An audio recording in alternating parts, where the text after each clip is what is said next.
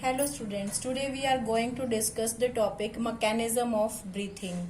So before understanding this topic, mechanism of breathing, we should have understand some term. So first is known as the sternum. So what is sternum? Sternum, it is a long flat bone located in the central part of the chest. So this is also known as the breastbone, and it is present on the upper surface of the ribs, we can say, and the ribs are attached to it.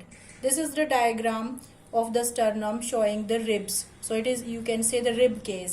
So these are the ribs. These are attached ventrally to the sternum and dorsally to the vertebral column, because our front side, that front side is known as the ventral side, and the back side where the vertebral column is present, that is the dorsal side. So sternum, I think it is clear. So this term also come in this topic, mechanism of breathing.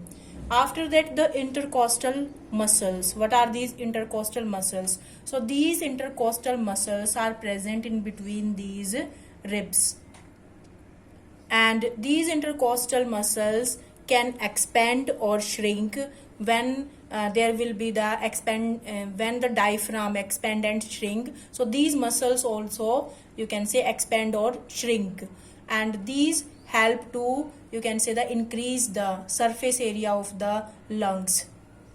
So the after that, another term is there, the diaphragm. So what is the diaphragm? So it is a muscular and the membranous structure.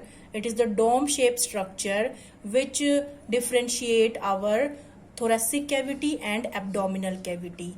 Suppose if I am taking the example of the human body. So in the human body, we can say there are the two cavities. Suppose these are the two cavities. So the upper one, that is the thoracic cavity, and the lower one, that is the abdominal cavity. And both these cavities are separated with the help of a membranous structure, and that membranous structure is known as diaphragm. So this diaphragm also help to change the, you can say, the to change the surface area of the lungs, we can say. So this diaphragm is present, and in the our thoracic cavity our lungs are there, our heart is present, and in our abdominal cavity our different digestive organs, reproductive organs, all the organs are present. So now we have to discuss the mechanism of breathing. So now we have to discuss the mechanism of breathing. So the breathing have the two steps, we can say. First is the inspiration and second is the expiration. So to understand both the terms in your mind, there will be the clear idea that it should be from the concentration gradient, or you can say the pressure gradient. So in our last lecture we have discussed the topic of diffusion. So how diffusion takes place? It takes place from its higher concentration to lower concentration. So we can take the example of carbon dioxide. So in the atmosphere, the carbon dioxide amount, that is less, and in our body we can say, because due to some metabolic processes, carbon dioxide amount, that is more. And if we compare the amount of oxygen, so oxygen amount in our atmosphere, that is more, and because that is used in our body, so the oxygen amount, that is less in our body, we can say. So these are the two gases that are exchanged by the inspiration and expiration, and oxygen is essential for the different processes in our body. So for that there should be the pressure gradient. What is the meaning of gradient? Gradient means difference. So there should be the difference in the pressure. So before this discussion you have to understand one thing also, pressure. So this pressure is a term, so we can relate it with the volume. Suppose if we have a large volume and we have to exert a pressure, so then pressure will be low because the volume is large. And if we decrease the volume, then pressure will also increase. You can take the example of a needle. Suppose you have to just pinch a needle on your skin. So you have to exert a very low pressure because area is very less. But if that needle, at the place of the needle, you are using a stick or you are using other object, then you have to exert more pressure because now the area is increased. So this term also you have to understand for understanding the topic of breathing mechanism. So class, what happen in inspiration? Inspiration means inhalation of the air. So this inspiration takes place through the nose, because in the nose the nostril is there, and through the nose the air enter, and nostril air enter into the nasal chamber. Then in our pharynx you can say trachea, and the bronchus, bronchioles, and finally in the alveoli.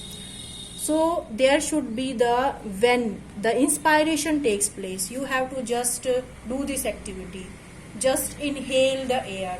When you inhale your air, your ribs that move in upward direction and your diaphragm move in downward direction. So if your ribs move in upward direction and your diaphragm move in downward direction, then there will be the increase in the thoracic volume, means increase in the thoracic cavity volume.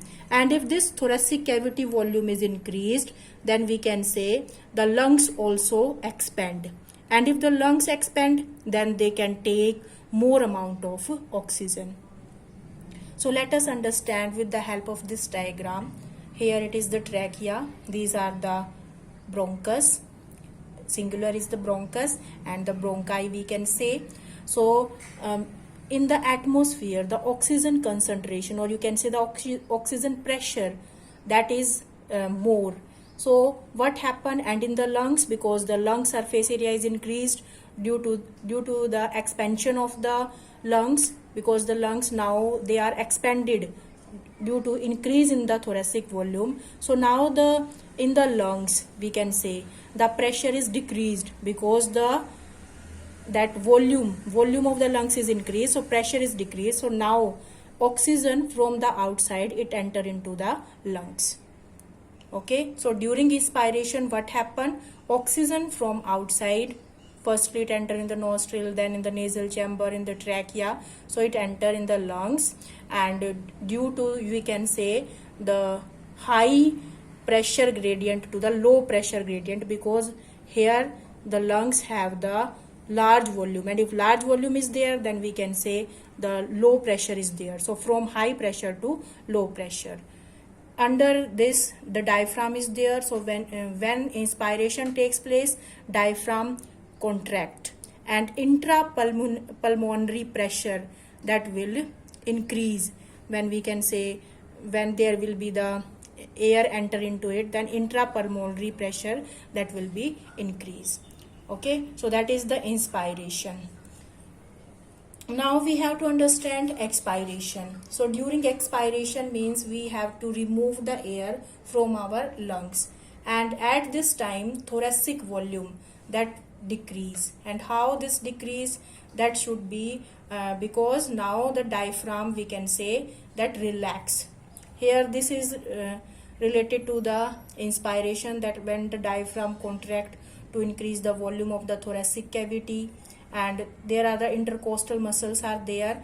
These are the external and the internal intercostal muscles, so they also contract when there will be the inspiration.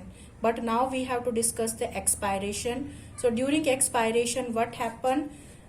The diaphragm that relax. So how you can show this? When it is attached to the lungs, then we can say the diaphragm is in the relaxed position, and when it is means away from the lungs, then we can say it is in the contraction position. So when the contraction of the diaphragm, then we can say the inspiration takes place, and when it is in the relaxed stage, we can say expiration. So you just do this activity, you have to expire. So when you expire, your ribs move in upward direction. Your ribs move in upward direction, and your diaphragm, when you can say expire, your ribs move in downward direction. You just do this technique. So your diaphragm that move in upward direction. There will be the opposite of both the ribs and the diaphragm.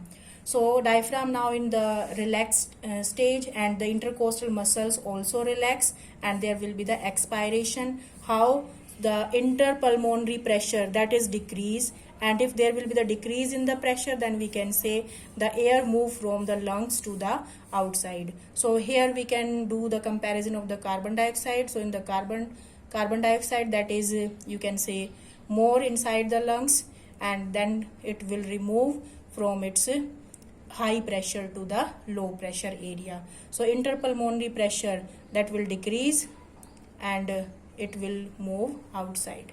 So that is the mechanism of the breathing during inspiration and expiration. So to understand this, you have to remember this thing, that if the volume is more, then we have to exert a volume is more than pressure, we have to also exert more. So volume is less, then very less pressure we have to exert it. So that is about the breathing mechanism. Thank you.